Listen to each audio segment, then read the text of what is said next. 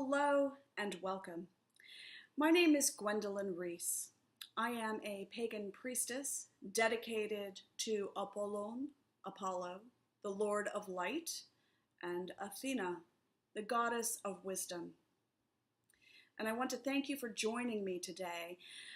This is the first of a series of videos that will give us an opportunity to contemplate various theological and philosophical topics, but with an eye specifically to how should they be practically influencing the way in which we live our lives.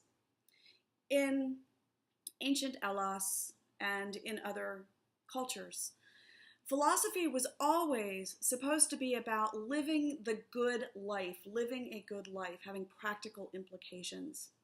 So today we're going to start with what I believe is a very important foundational topic that has been kind of hitting me from the inner planes a lot, especially of late.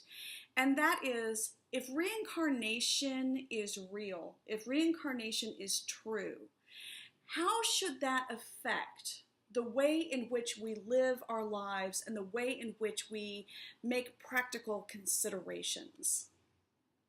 So first I want to address, why is this topic so important and why do I think that it needs to be addressed now? One of the foundational reasons is that I believe each of us individually really needs to prioritize our lives.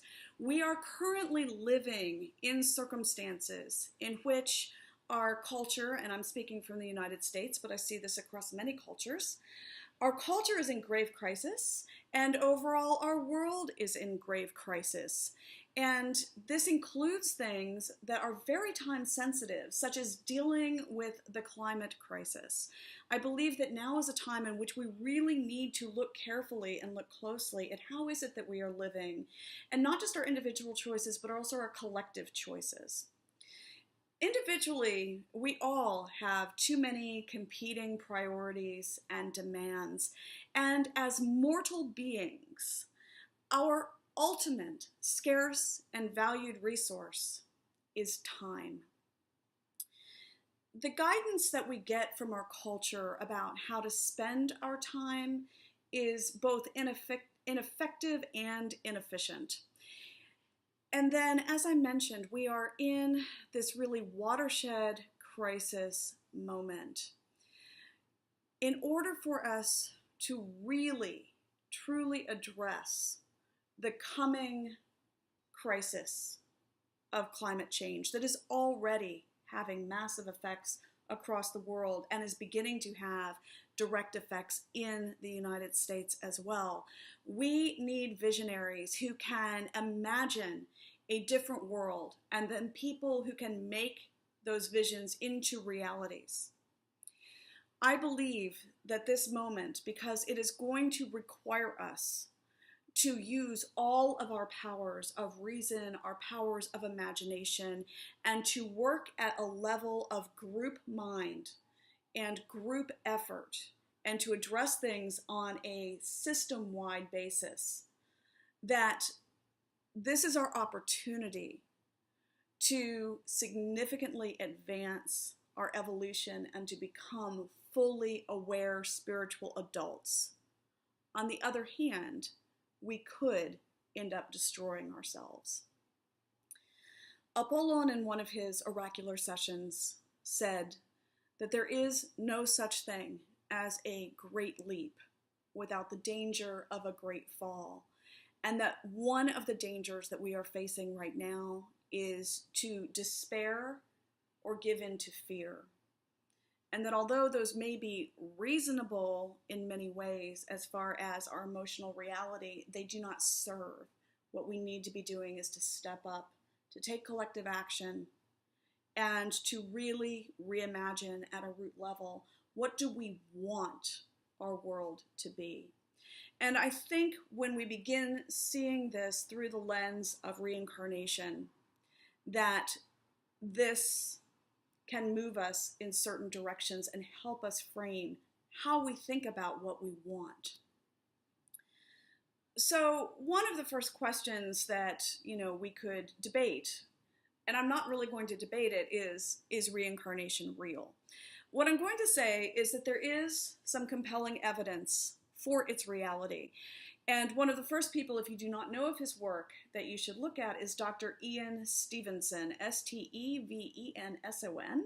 He spent his life collecting what would in many ways qualify as scientific evidence for reincarnation. Now, it gets classified as a study of religion, and it's not. And this, I think, is one of the most important things for us to understand. There is nothing inherently religious, one way or the other, about reincarnation. And it is not about faith. Reincarnation is real, or it's not. Belief does not make it so. There is also, throughout time, throughout cultures, a belief in past life recall. This is something that is fairly universal. And many of us, including myself, have experiences that induce us to believe that don't necessarily meet the qualifications of a scientific rigorous study, such as those pursued by Dr. Stevenson and since his death by some of his colleagues. But this is a fairly universal kind of experience that is there as one of the extraordinary spiritual experiences that does not seem to be culturally contingent and occurs even in cultures in which the dominant belief system does not hold reincarnation as part of their cultural structure. But I want to suggest also modification of Pascal's wager when it comes to reincarnation. Pascal's wager is a philosophical wager that comes out of a Christian context. And what Pascal said is, if I live my life as though there is a heaven and there is not when I die, then I have lost nothing. But if I live my life as though there is not a heaven and I die and there is a heaven, then I have lost everything. Therefore, I choose to live my life as though there is a heaven. And I am going to suggest that we can modify that for reincarnation.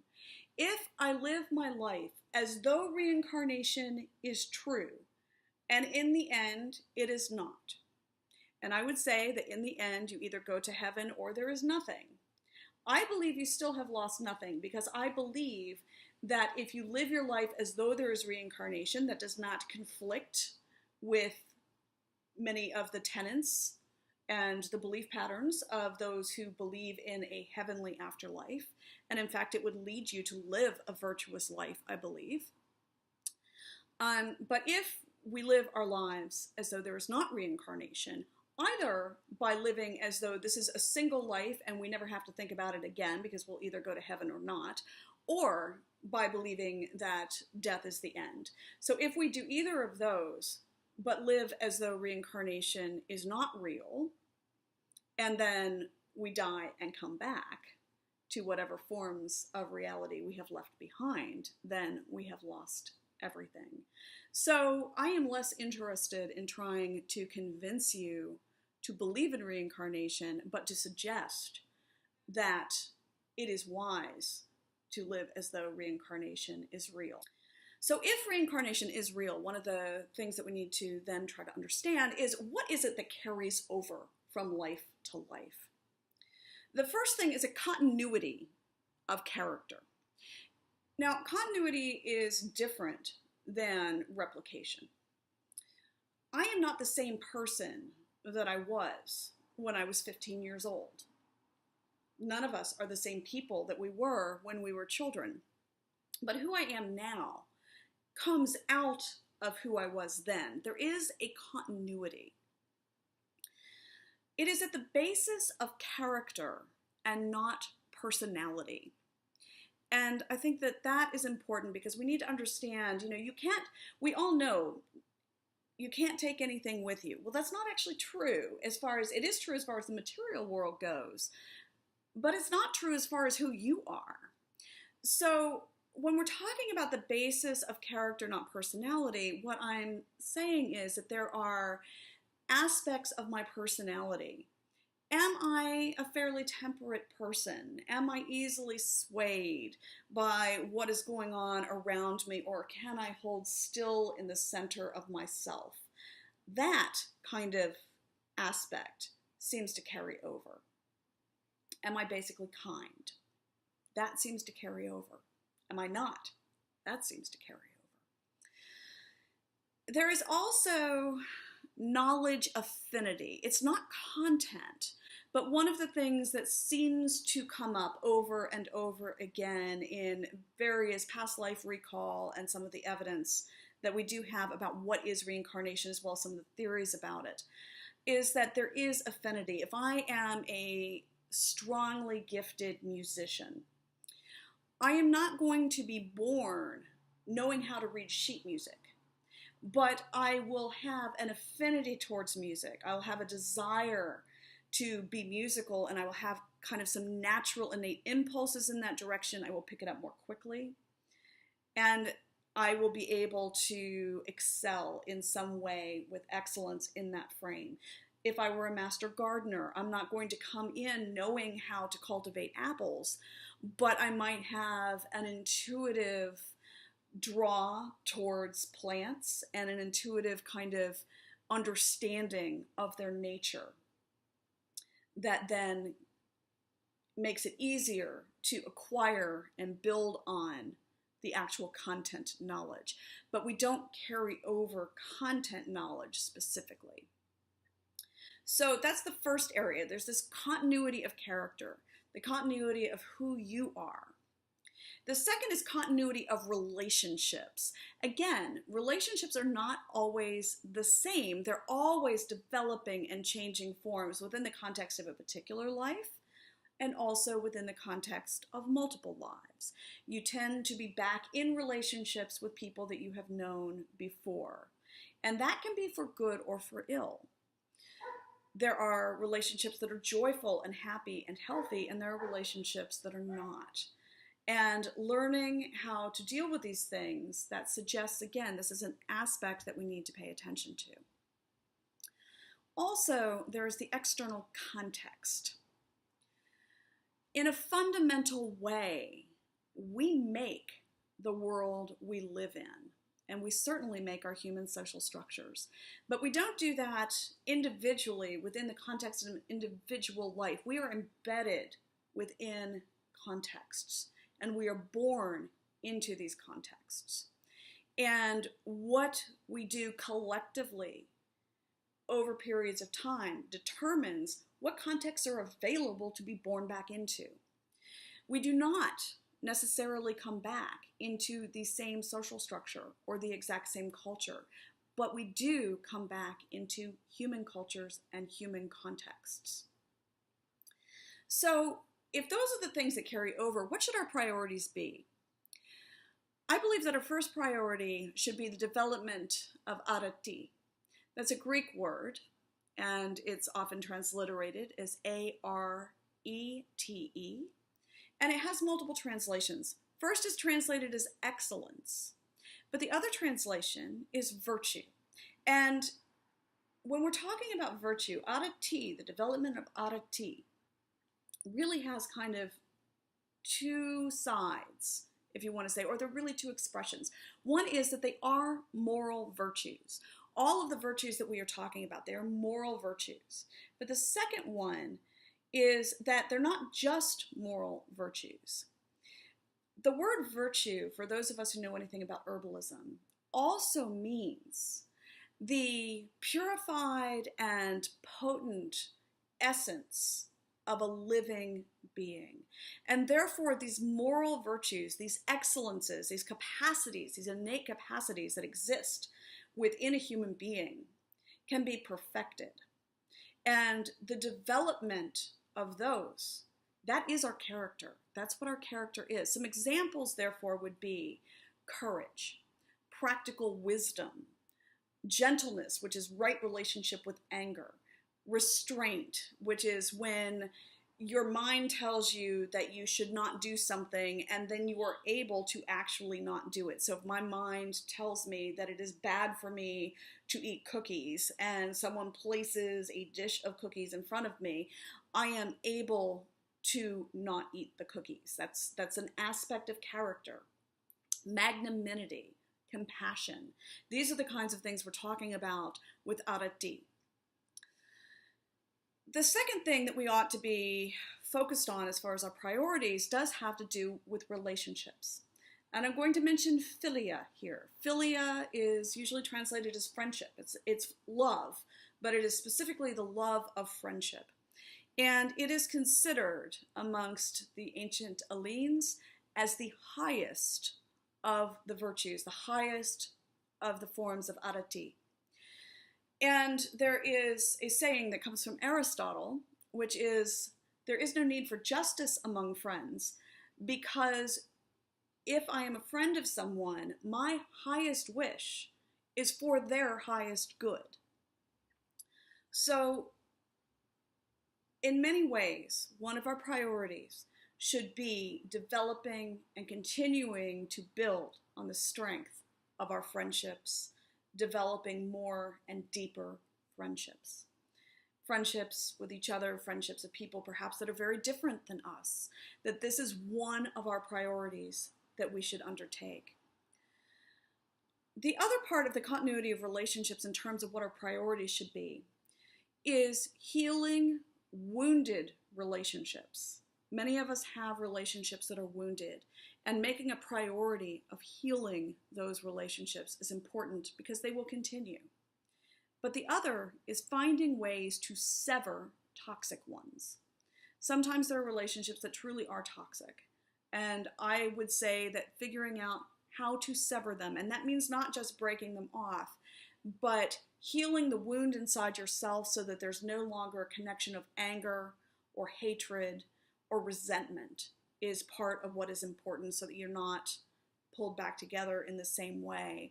Or that if you do come in contact with that person in another incarnation, you are able to be neutral and remain detached.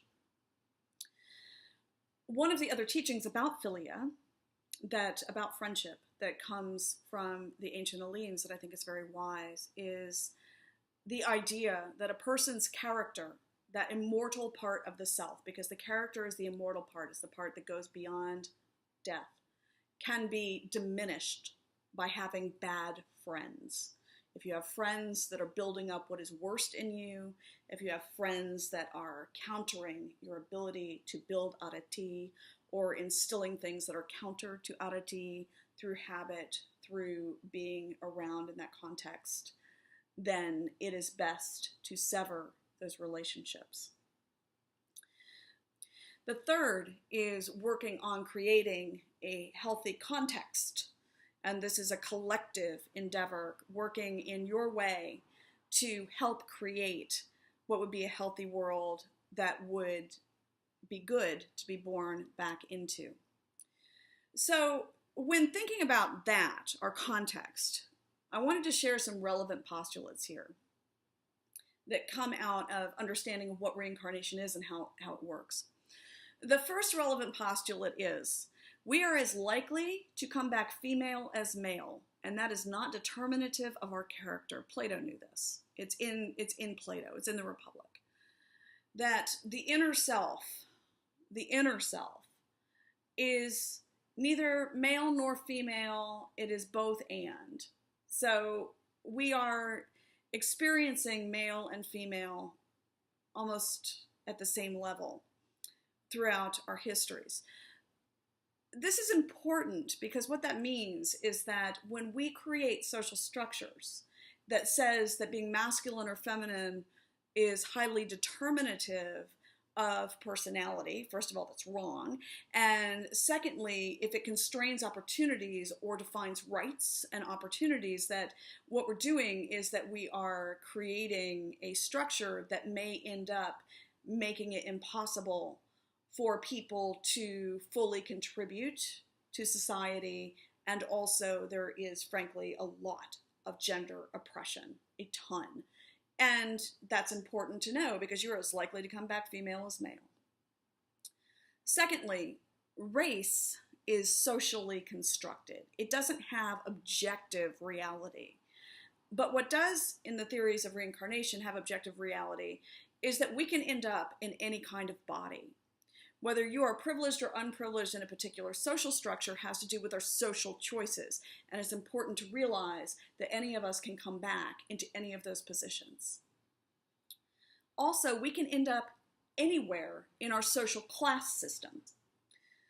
Whether the natural environments are healthy or not healthy will largely determine many of our outcomes, whether or not we are living a life of unhealthy drudgery that is as terrible as it has been throughout many courses of human history, or if we are able to be in a situation in which we can truly thrive, is largely dependent on the health of our natural environments. Also, as far as any of us know, there is no planet B.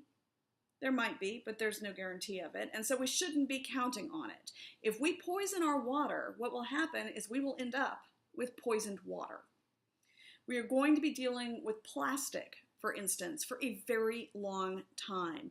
We need to be thinking much more long-term about our various choices that we are making, instead of constantly looking at this kind of short-term, single 70 to 80 year lifespan. Part of our work, yours and mine, is imagining and envisioning and creating the kind of world that we want to live in. And this should take as its fundamental principle that we want a context in which human beings can thrive.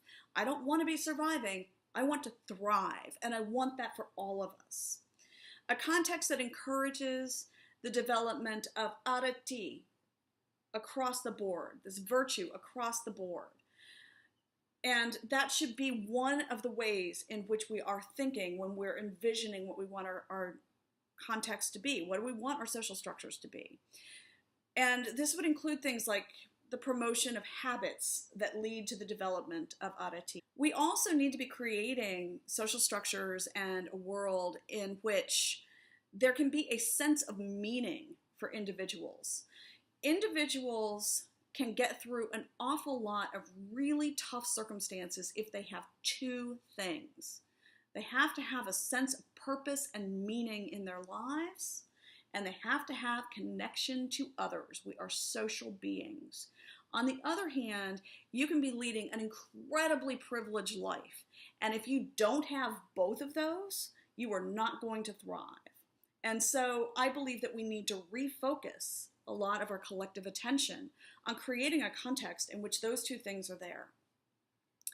I also believe that we should be creating a context in which there is a promotion of healing for ourselves, but a promotion of healing for those relationships, and a promotion of healing of the relationship within our context, such as the relationship of humanity as a whole to the natural world and healing the natural world. Again, when we are thinking about this also, how do we want to re-envision the context that we will be reborn into? A context that encourages the development of deep philia, deep friendship. And we focus a lot on romantic partnerships. And I think that while that is important, it is a mistake to place that as the overwhelming emphasis. I think the emphasis should be on philia, on friendship. Hopefully you have friendship with your romantic partners. If you don't, that is a problem. But having the almost exclusive focus of intimacy in our current social context be on romantic relationships is frankly devastatingly bad. One person is not a social support network, and this also leaves people, especially men, thanks to this problem that we have with misogyny and hatred of the feminine, there's that accompanies then homophobia, which means that people who are born into male bodies in this kind of a context are discouraged from developing close, intimate friendships with other men, and it leaves them in a place of severe social isolation that is very dangerous and has horrific health outcomes, among other things.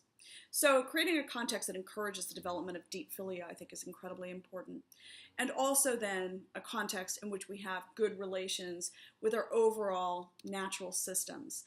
And one of the things that I believe that we should be doing as we're doing this visionary work, which is what I'm calling on you all to be doing, start to be thinking in this visionary way, is to look for synergies. How can we work on one of these three domains, the three domains being the development of adati, building healthy relationships and healing wounded relationships, and working to build a truly healthy context for all people and the planet? How can we work in one of these three domains that are also important to either do both, like multiple of them, so that you can find ways in which you are bringing together the development of adati and philia at the same time, or doing some of these in ways that help you support your daily necessary activities, which is where we end up spending the vast majority of our time. So looking for ways to bring those together. So I'm going to give you a couple examples. You could spend time with friends working towards a common aim. And that could be in developing some form of adati. Perhaps there's a particular form that you really want to work on together.